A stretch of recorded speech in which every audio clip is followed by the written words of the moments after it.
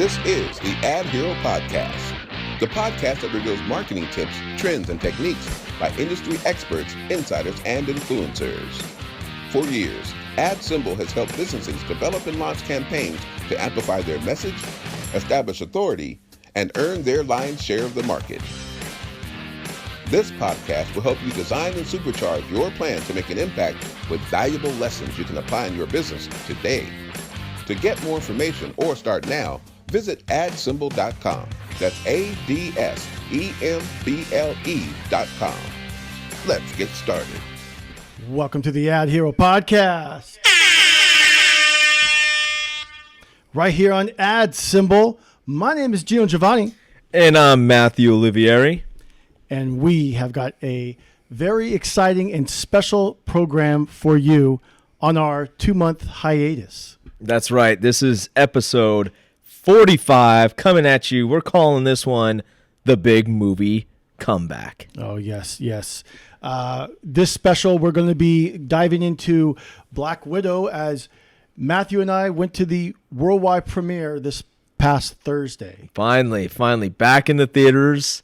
Man, that was so much fun. I missed the movie theaters, man. Me too. I love going to the movie theaters every time, especially for a Marvel movie. That's right. We should probably maybe give some background why we had a 2-month hiatus. Yes. I think our listening audience deserves that. Real quick, yeah. We won't go too deep into it. But basically, since the pandemic is kind of taking a turn here, the vaccine's out, people are getting back out, kind of getting back to life, so to speak, or the way things were pre-pandemic.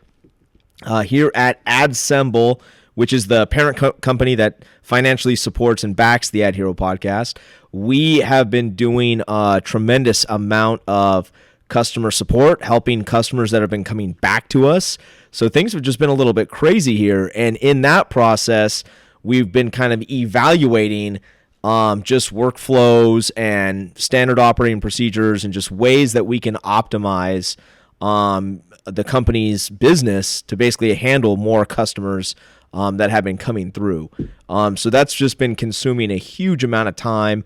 And, when we put these episodes together, and many of you who are loyal fans of the show know that the executive producer of the show, Geno Giovanni, my co-host right here, he puts a tremendous amount of time into the planning of these episodes, the pre-planning, kind of writing out the script, what we're going to be talking about, organizing guests, you name it.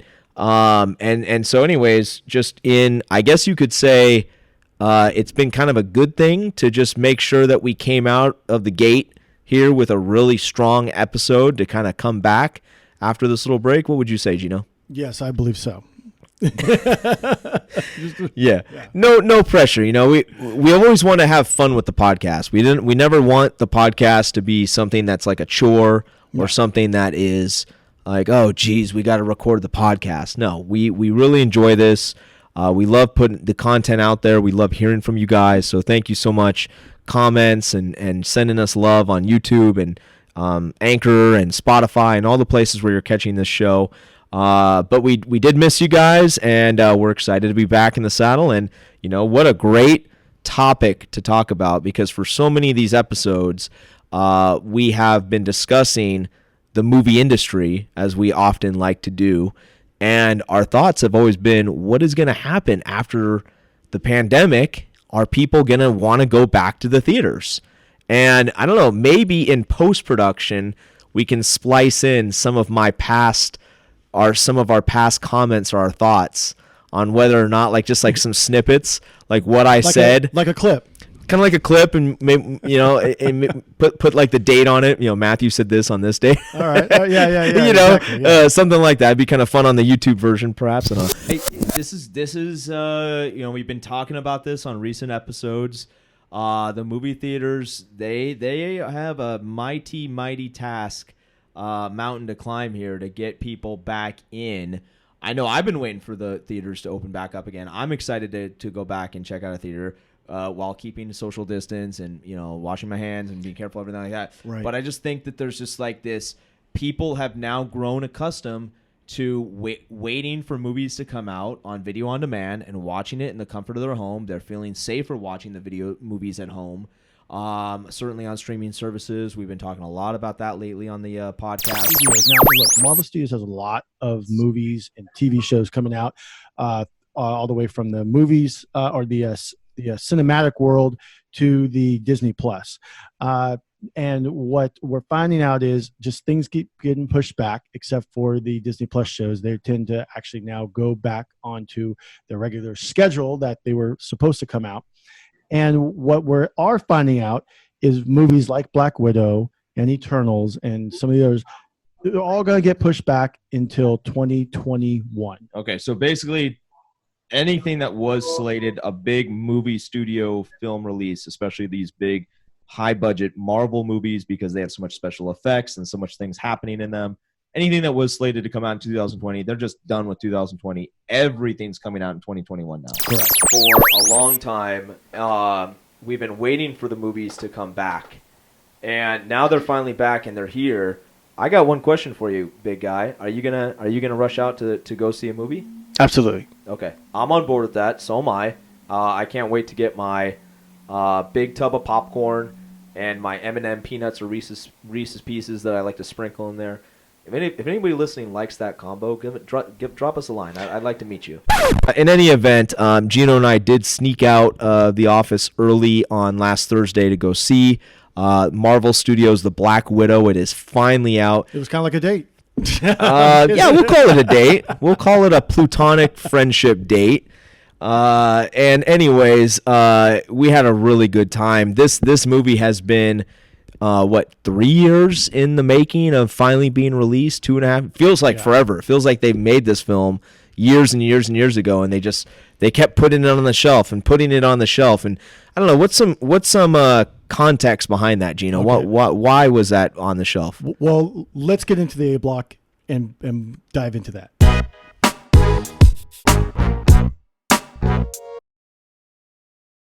All right. So actually, to answer your question, they can start as early as 5 years out for these movies, believe it or not. Wow. Let's get into the update as of the recording of this podcast. Worldwide, Black Widow is now at $158.8 million. And significantly, $60 million on top of that on Disney Plus, which costs about $30 on top of the regular membership when you're a Disney Plus member. Okay, so just real quick pause. For people who don't know, this movie dropped in the movie theaters, but it simultaneously dropped on Disney Plus. But not just for your standard Disney Plus subscription. You had to pay an extra $30 kicker. That's right. Just to get access to this particular film. Or did you get access to other content as well for that $30? No, it's just for this movie, and this is dating back to when they had Mulan. As a matter of fact, I'm going to get into that. It's called the Disney Plus Premier Access, what it is, and how Disney is utilizing it, as well as they're the first to come up with their own numbers and tell it to the press when no one else has done that yet. For that much money, I'd rather go to the theater and get a popcorn and a soda. Yeah. Yeah. The only way it's good, I think, is if you have like a big family, then you save like so much money, but right. $30. Right. But you and I think tickets were like $15 each or something like that. Each, something like that. Yeah. And then Geno and I, our big thing here at AdSemble and the AdHero podcast is to support local. That's right. So we went to a local movie theater. It was beautiful to see all the people, local community back working. And, shop local, support local. Cinelux. Shout out to Cinelux in Shout Campbell. out Cinelux, Campbell, California. We love you. Had a great time there, so that was fun. Redid the theater. Everything was all good. This movie, if I guess I can kind of like jump ahead real quick. It's like how Marvel makes. They don't just make superhero movies. This is, to me, came across as like a spy thriller, kind of James Bond-ish, if you will. With some interesting undertones. This is, by the way, this is not for kids. I'll say that outright. This is not for kids. If you have a child like under 12, 13 years old, I wouldn't advise bringing. Right. Take him to Luca. Is that a movie? Yeah, that is. That's a Disney movie. Oh, okay. A very popular one, I might add. Actually, it's probably on Disney Plus. It probably is, yeah. So this movie estimated at $200 million in production. And then when you do marketing for these movies, you have to double that is like a rule of thumb. So another $200 million. So the experts are saying it could be 400, maybe even close to $500 million in the whole total production of this film. And then if you factor in the market, well, like I already said that with the marketing, but like in the post-pandemic era, the Universal F9 clocked in at like $500.5 million. And they did really well on their Thursday and Friday nights, as came to $80 to $90 million domestically opening weekend. And the experts were projecting that this movie, Black Widow, could reach even up to $100 million, but it didn't in the first weekend.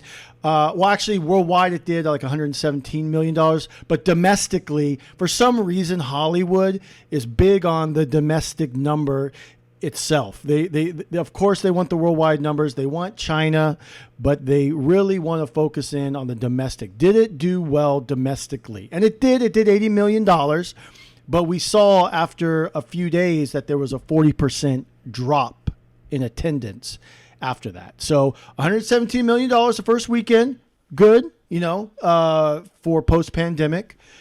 Probably could have done better if it was, non-pandemic. Right. But then you tack on the $60 million that it brought in from Disney Plus.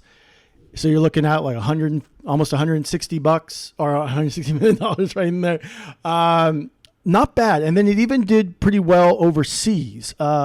Estimated over $24 million. That is UK, France, Japan, Australia, Russia, Germany, South Korea, and Brazil. Oh, and Mexico as well. So it still has a ways to go. It still has a ways to go. Absolutely. Absolutely. I mean, I recommend seeing it. I had a good time. I think you had a good time with it. I did. I guess that though it's and make sure you stay all the way through the end of the credits, kids. You got to stay all the way through the end of the credits. That's just a given when it comes to Marvel movies. Like if you don't know by now, at the end of every Marvel movie, pretty much there's a bonus scene. Oh yeah. And so you just gotta wait it out through the credit. And I'm really glad they do that because I feel like it kind of forces you to acknowledge all the people that it went into making that film. That's true. You got to sit through those credits, see all those names. They're obviously you don't see their faces, but man, those credits are long. There's a lot of people going to making these movies, so kind of makes you want to sit through all that and see all those names, and then your reward, if you will, is you get another bonus scene at the end. The movie ain't over yet. Sometimes you get 2 to 5 of those bonus Yeah, scenes. you do. I've seen that before. And you were you had an idea of what the bonus scene was going to be. Oh, I was totally wrong. But you were totally wrong. Yeah, totally wrong. Yeah. Well, as we move along, here's some marketing for the people out there listening. In a survey by Fandango, ticket buyers wanted to see this Marvel movie. 97% were excited for the Marvel's first film in theaters in over 2 years. 96% will still they'll stay to the very end for the credits, is like what we're talking about. 93% were Scarlett Johansson fans. 81% will see Black Widow on the biggest screen possible. 79% have been waiting for a long time for a standalone Black Widow movie. And my question to you is, are we going to see blockbuster movie numbers back to where they were pre-pandemic anytime soon? I think we should open that up to the listeners. I think we should ask the listening audience to give us some feedback on our YouTube channel, on Spotify, on Anchor. You can even drop us a voicemail on Anchor and we'll play it on air. But what do you guys think? I mean, I know personally, again, going back to previous things I've stated on this podcast, that I have been leery about wanting to go right back to the movie theater because of the comfort of my home and the safety of my home and not wanting to get COVID-19 or anything like that. You have a beautiful TV and sound. Actually. I really do. I invested quite a bit of money into that experience at my home. I wanted to I literally have Alexa rigged up where I can say movie night and like all the lights dim. Wow. And the popcorn starts popping. No, I'm just kidding. Doesn't do this. That would be really cool. No, what would be really cool is if you said like sexy time and then that stuff happens. Let me jot down a note to myself to make that happen. But when we actually got into the theater that night, it was a really cool experience to just be back in the four walls of a movie theater. It was about half full, you think? Oh, no, I would say at least 3/4 full. Oh. Hey, granted, that was a little bit of a smaller theater. It wasn't Right. like one of those massive auditoriums, Right. but even for a smaller theater, it was, I would say, at least 3/4 full. And just the smell of the popcorn and seeing the smiling faces, not wearing a mask, anymore, and all this different stuff. It was really cool. Really, really appreciated that experience. So, in my personal opinion, are we going to see the blockbuster movie numbers coming back? I think we will, but I think it'll take until probably summertime of next year is probably when we're going to see, the really big blockbuster films coming back. I mean, isn't that when the new James Bond movie is going to come out? Is like summertime of like next year? Didn't they push that back? They did push it back. Yeah. Okay. And if I'm not mistaken, the new Batman film starring what's his name? The guy from the Vampire movies. Yeah, that's right. Oh man, I know what you're talking about. Yeah. Robert Pattinson. Robert Pattinson, that's it. I believe that's going to be coming out next year as well. Yes, it is. Yeah, that got pushed back. So they're definitely going to be sandbagging some of these. That's a good way to put it. Yeah, they are. They're basically like sandbagging some of these big movie releases to get maximum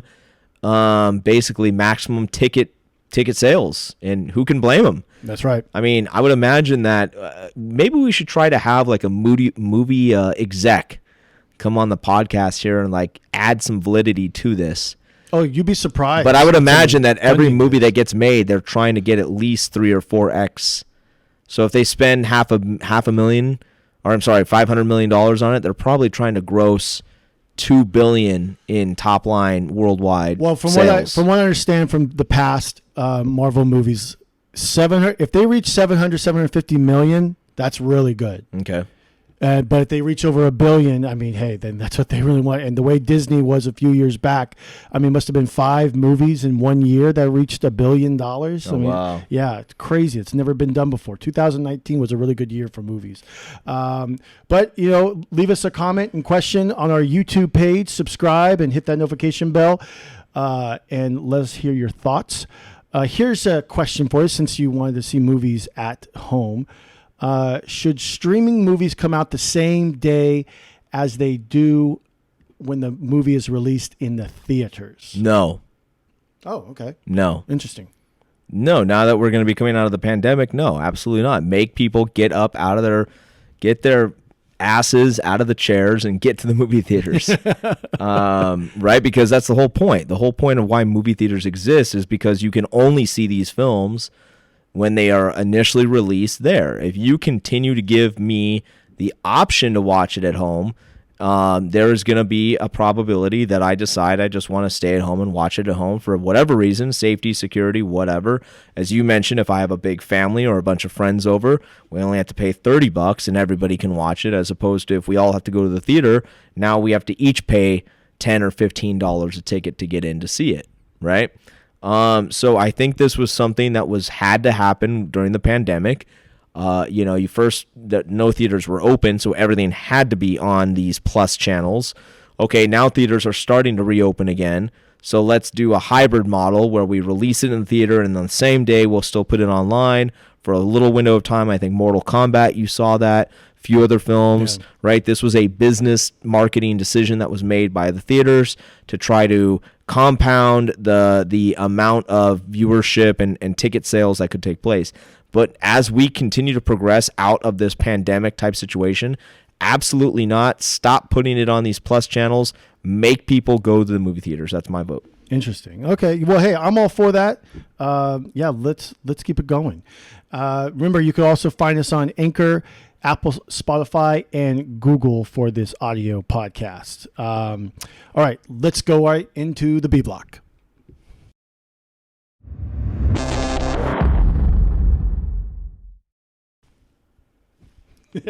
Okay, so we already talked about the movie. The movie was directed by Kate Shortland, who I was doing some digging. It looks like she's done like a lot of indie films, so I'm not too sure if this is like her first blockbuster. It seemed like it was. They have quite a few writers on here: stars Scarlett Johansson, Florence Pugh, and David Harbour. What are your thoughts about this movie? Well, kind of a broad question, but I mean, like, sure. Did you like it? I mean, obviously you did like it, but I mean, like, what did it do differently than maybe other Marvel movies? Okay.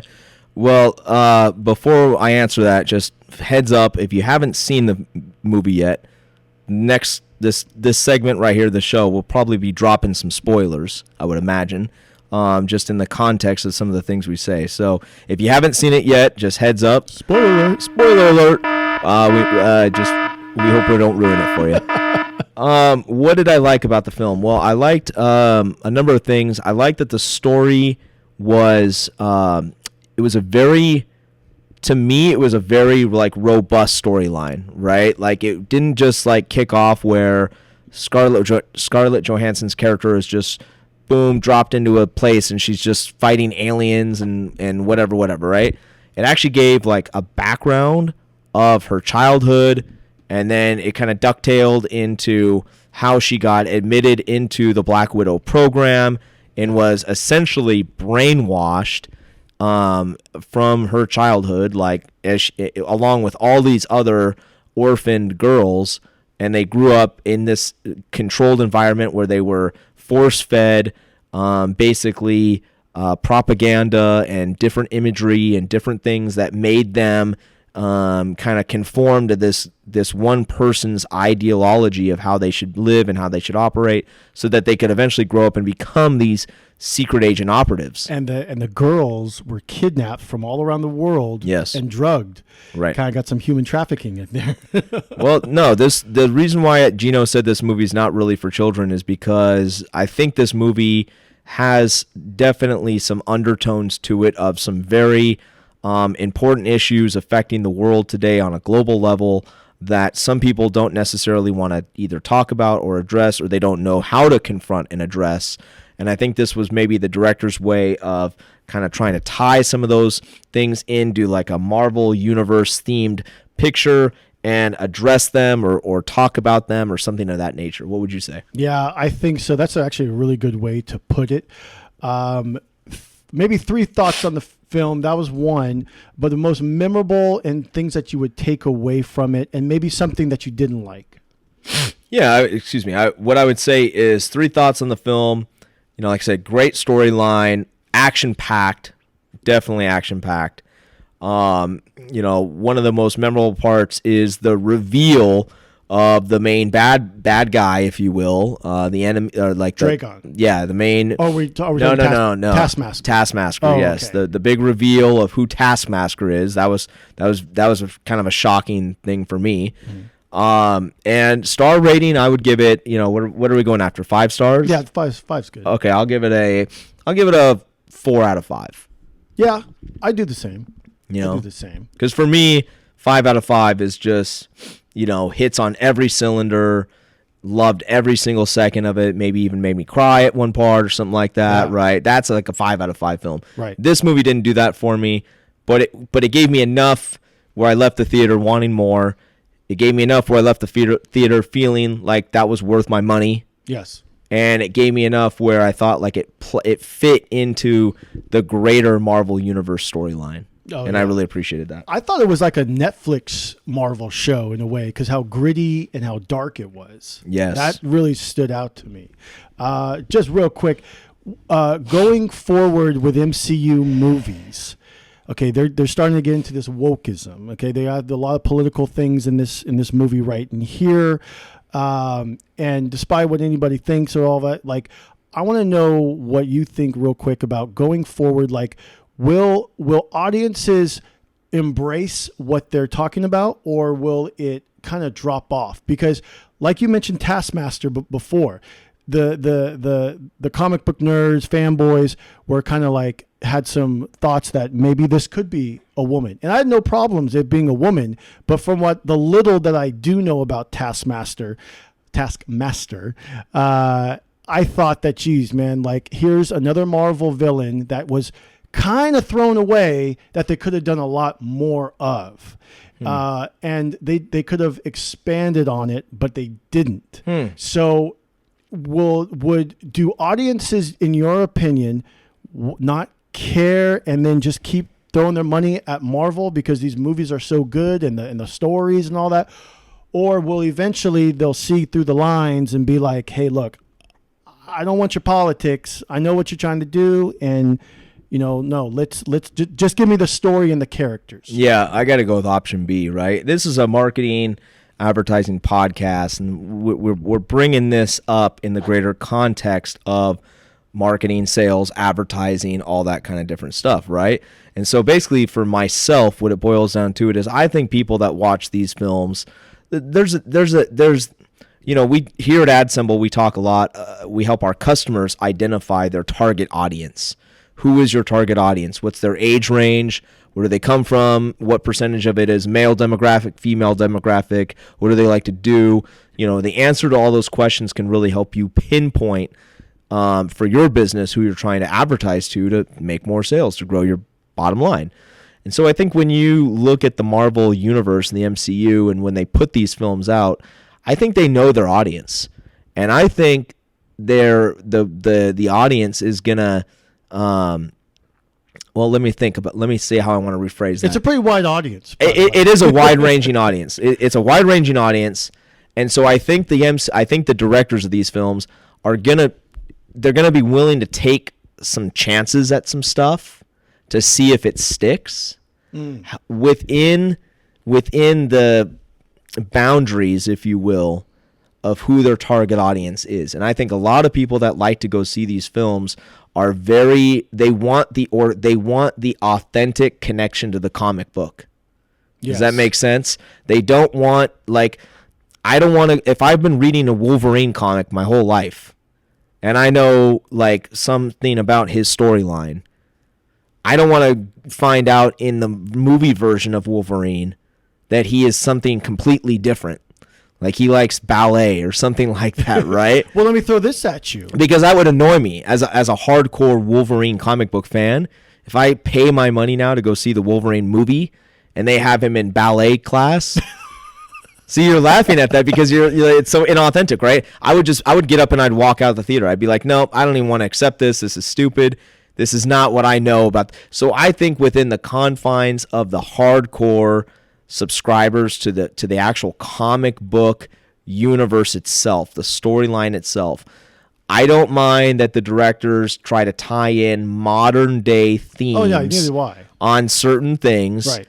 But I think the audience is going to be giving feedback loops to these directors like, okay, buddy, we know what you're doing here. Let's not go too far down that path because now you're going to veer it off of the authentic storyline. So to your point, if there's a particular character who all throughout the comic book series was a male, but they try to make it a female because that would be the 2021 acceptable thing to do, I think fans would revolt against that and be like, save your political statements. We want it to be a guy because the comic book, it was a guy. Right. Or vice versa. Yeah, I mean, look, and that's my opinion. And just to give some context to the listeners, have no problems with being a woman. I just wish that there was more story and more grit behind the character to make me want to hate the character, but I actually kind of like the aesthetics of the character, the way that the character fought. But then, and going through everything else, I mean, we saw in Loki that Loki is now bisexual. We saw in Black Widow that the four prominent characters, apparently from comic book nerds, aren't really the same characters. Red Guardian wasn't exactly the same in the comics. Mayhem or whatever her name wasn't the same in the comics, and then her sister wasn't the same in the comics. So that was kind of disturbing to some people who are out there who are more big on the comic book fans, or who are comic book fans. And so to your point, yeah, like there's a lot of like unrealistic that like, hey, wait, this was in the comics. I don't mind a little change, but you just completely took the story out of the comics that should have been in the movies, but was not. Yeah. Yeah, I think the fans will speak up at that, and you'll see over time probably less of those risks being taken by directors of these films. That's my own personal opinion. Yeah. Well, that was great. I'm glad to hear that.